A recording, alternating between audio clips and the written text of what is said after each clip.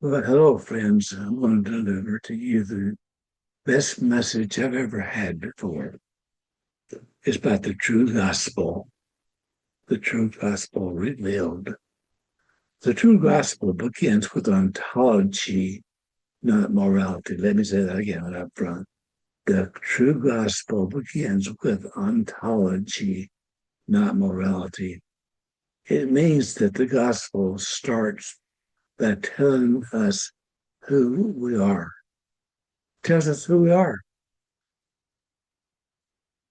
It's telling us how we should behave.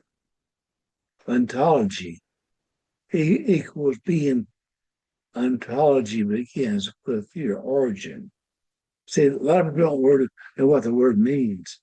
Ontology deals with your origin, your essence, your identity, your union with God, the truth of your existence.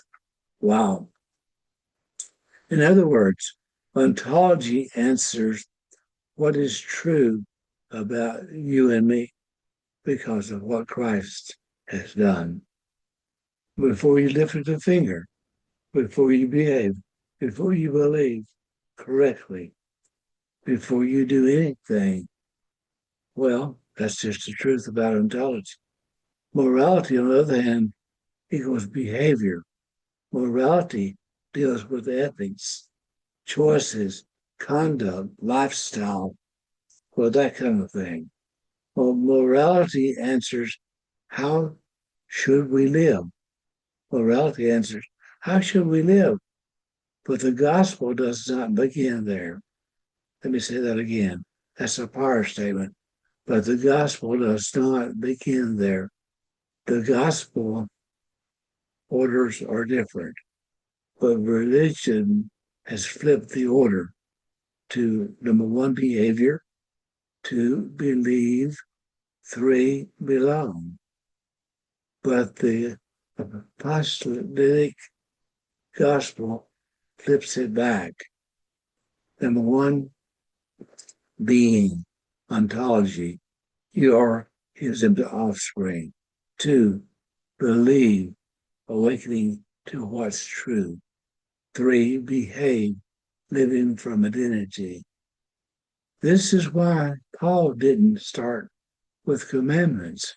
He started with being. In him we live and move and have our being. You are his offspring.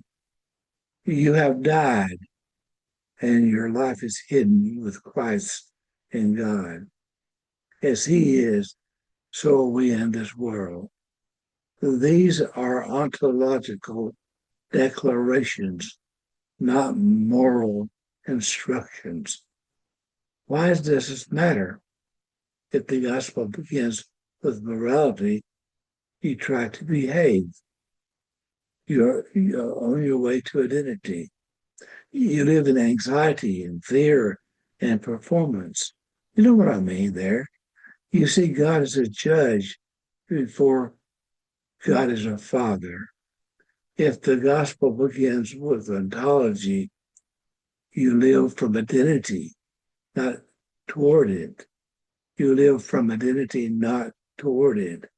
Transformation flows from union, not effort. Morality begins with fruit, not a requirement.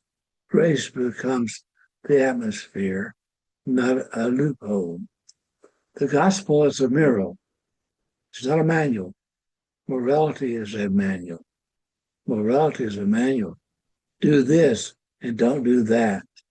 Ontology is a mirror. This is who you and I are. The gospel holds us up to the mirror first to see ourselves in Christ. The core meaning is this: the gospel announces your union with Christ before it ever addresses your behavior. That's the whole shift, and that's the true gospel. And I think this is one of the finest presentations of what the true gospel is that I've ever done. But if you need to sort this out in some way, then contact me. at Dr. Cecil at teachtruth.net. And I'd be happy to do a Zoom or a WhatsApp and discuss this in depth with you from my understanding of being a coach, counselor, and mentor since 1989. 2 doctorate degrees, have developed, co-developed, or developed 3 seminaries. Wow. And a couple of books, just to put it aside. So I'm here to help you, though. Not to say what I've done, but my idea is to let you know I'm here to help you sort this out about what is the true gospel. I don't think many people know just what I just read about the true gospel. It's just the truth, folks. I've been around this a long time. And I'm saying to you, email me and let's get together and discuss this. And let me tell you what I've learned. And maybe, just maybe, I can help you along the way in some small way in my life.